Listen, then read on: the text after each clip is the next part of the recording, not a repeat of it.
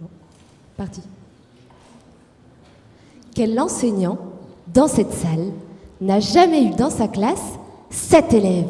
Vous savez, cet élève qui a tout le temps besoin de bouger, qui se lève de manière inattendue et qui est toujours plus intéressé par ses voisins ou son matériel plutôt que par la douce voix de son enseignante. Face à cet élève de grande section, 2 choix s'offraient à moi. Choix numéro 1. Je pouvais considérer que cet élève était un peu agaçant et qu'il risquait de me mener la vie dure durant une année. Choix numéro 2. Je pouvais choisir d'apprendre à mieux connaître mon élève afin de mieux comprendre ses besoins et ainsi mieux l'accompagner.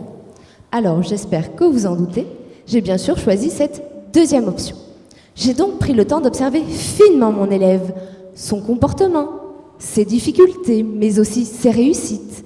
Et suite à ces observations et à quelques recherches, j'ai pu me rendre compte que le comportement de mon élève pouvait se rapprocher de certaines caractéristiques du TDAH, trouble du déficit de l'attention, avec ou sans hyperactivité. En effet, mon élève a des capacités d'attention qui sont réduites. De plus, il présente une hyperactivité motrice.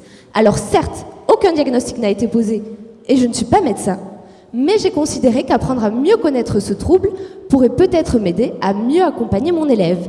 C'est pourquoi j'ai réalisé des recherches poussées sur le trouble, ses caractéristiques, les conséquences sur la vie d'un enfant atteint par celui-ci, ou encore les pistes de prise en charge, notamment dans le domaine scolaire.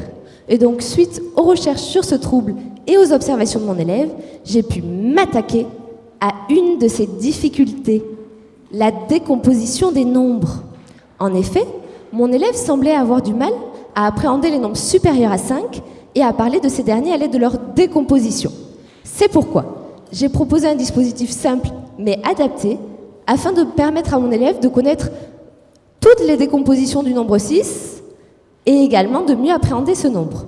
Pour cela, j'ai proposé des séances qui soient courtes afin de répondre bien sûr aux capacités d'attention qui sont réduites, mais régulières afin d'aider à une meilleure mémorisation des décompositions, au sein de groupes restreints d'élèves afin d'éviter les sources de distraction et enfin via des activités de manipulation effectives afin que mon élève ait un meilleur accès au sens.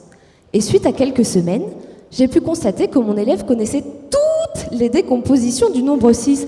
Alors, suis-je une magicienne? Non. Elle cherchait à mieux comprendre mon élève afin de mieux l'accompagner? Oui. Alors, chers collègues, soyons vigilants. Ne posons pas d'étiquette sur nos élèves, mais cherchons à mieux comprendre les besoins de chacun afin de tous les aider à progresser et à réussir, et notamment pour les élèves à besoins éducatifs particuliers qui ont parfois un vécu difficile avec l'école. Merci.